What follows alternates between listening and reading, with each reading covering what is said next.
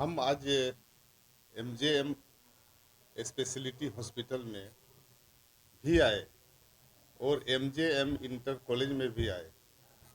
हम दोनों संस्था को देख के काफ़ी खुश हैं और हमें ऐसा महसूस हो रहा है कि इस क्षेत्र में ये दोनों संस्था खुलने से यहाँ के लोगों शिक्षा के क्षेत्र में उन्नति होगा, आगे बढ़ेंगे और ये स्वास्थ्य के क्षेत्र में भी लोग जो सेवा दे रहे हैं जिससे यहाँ के लोगों को काफ़ी लाभ होगा। आईसीयू और एनआईसीयू रूम का उद्घाटन हुआ है, इस क्षेत्र के लिए कितना महत्वपूर्ण है? बहुत ही महत्वपूर्ण है, बहुत ही महत्वपूर्ण है। जो लोगों को आईसीयू के अभाव में या एनआईसीयू के अभाव में जो आज के समय बोकारो में जाना पड़ता था, आज वो उसकी कमी को इन लोगों ने दूर किया है। इसलिए बहुत ही अच्छा उपलब्धि के साथ क्या बोलते हैं एनआईसीयू और आईसीयू दोनों यूनिट खुलने से यहाँ के ग्रामीण लोगों को या आम लोगों को काफ़ी सुविधा मिलेगा और उसमें कहीं ना कहीं आर्थिक रूप से भी लोगों को मदद होगा। सरकारी अस्पतालों की स्थिति को आप किस हिसाब से देख रहे हैं अपने क्षेत्र में? सरकारी अस्पताल में झारखंड सरकार सुधार रहा है और अच्छा चल रहा है।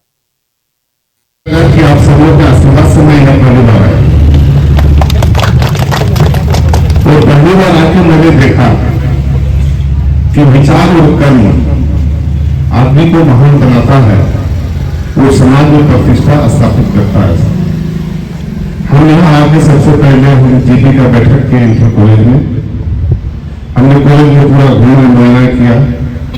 चंदनकारी विधानसभा में अगर अच्छा इंटर कॉलेज कोई है तो हमारा एमजेएम इंटर कॉलेज है, क्योंकि सभी कॉलेजों का भ्रमण हम करते हैं। वो लोग भ्रमण करने के बाद उसके पश्चात हम ये बात कर रहे हैं। उसी बीच में उन्होंने हमारे पास अप्रोच किया कि हम एमजेएम हमारा जो आईसीयू और एनआईसीयू जो खोल रहे हैं उसका कम से कम उद्घाटन कर दीजिए। हम लोगों ने उसकी व्यवस्था की है। अब हमारा कहना था कि विचार आदमी और कर्म आदमी को महान बनाता है। हमारा पूरा शुभकामना रहेगा, ऊपर वाले से दुआ रहेगा कि आप दिन रात समाज की सेवा में इस तरह काम करते रहे। आपको किसी तरह का बाधा और अड़चन नहीं होगा। आपको जनता का आशीर्वाद से आप आगे बढ़ते रहे। इस संगरिया रोड में हमने देखा है कि महीना में 2-3-4 एक्सीडेंट हुआ करता है, लेकिन हमारे लोग कहीं ना कहीं आपको केम मेमोरियल में या हमारा एक हॉस्पिटल है गोयारी मोड़ के पास में केजरीवाल साहब का, वहां पर जाना पड़ता था। आज उस कमी को इन लोगों ने दूर किया है और ये दूर करने से हमारे क्षेत्र में एक नया आयाम की तरफ दिखाई दे रहा है कि एक नया चीज हमारे क्षेत्र में हो रहा है। आप सभी लोगों ने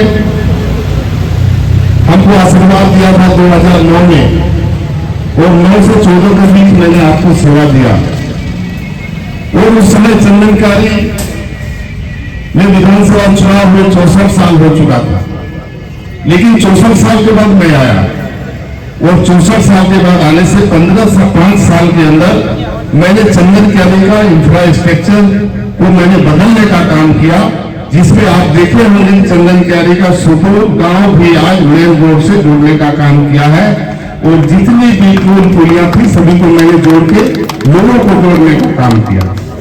आप फिर 2024 में हमें आशीर्वाद आप सब लोगों ने दिया। मैं आपसे आश्वस्त मैं करना चाहूंगा कि इस तरह का हॉस्पिटल इस संगरिया रोड में आज बना है, इन सभी लोगों के सहयोग से इन लोगों को कितना भी धन्यवाद दिया जाए बड़ा ही कम होगा। और मैं आने वाले समय में चंदनकारी में बड़ा हॉस्पिटल का एक प्लान चल रहा है, ऊपर वाला चाहेगा ईश्वर चाहेगा, तो प्लान अगर सफल होगा तो चंदनकारी क्षेत्र में पुरुलिया और झरिया और धनबाद से लोग भी आगे इलाज कराने का काम करेंगे, लेकिन मैं प्रयास कर रहा हूं।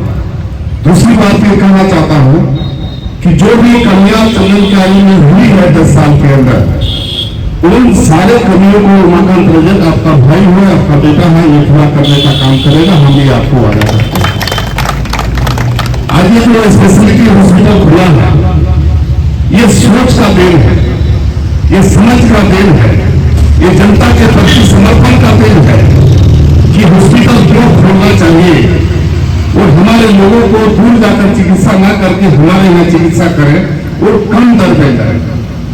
हम यहाँ से जाके जोधारी मोड़ तक जाने में हमको 1000 रुपया गाड़ी इमरजेंसी में भाड़ा लगेगा, आपको सबसे पहले तो 1000 रुपया भाड़ा बचेगा।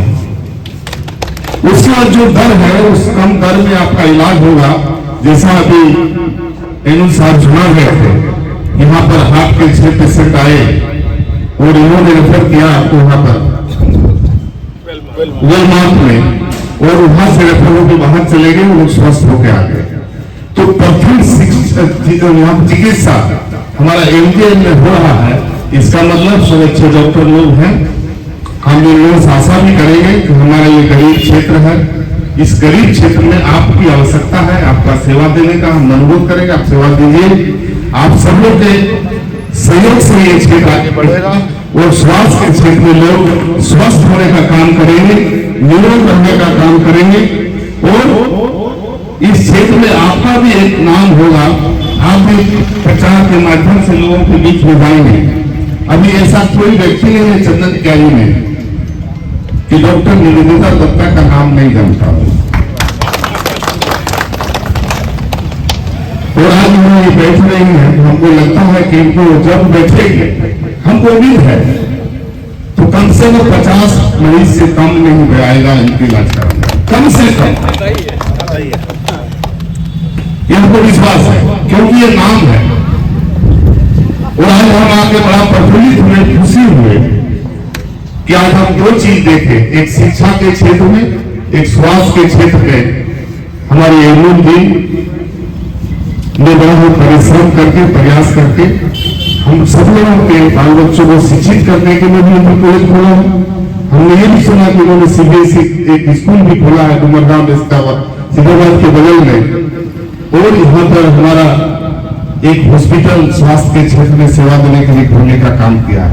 समाज में हर आदमी का ऐसा विचार नहीं होता, लेकिन समाज में जो समझ रखता है, जो सोचता है, जो करना चाहता है, समाज को भलाई करना चाहता है, समाज को सेवा देना चाहता है, वो आदमी का सोच इस रूप से होगा।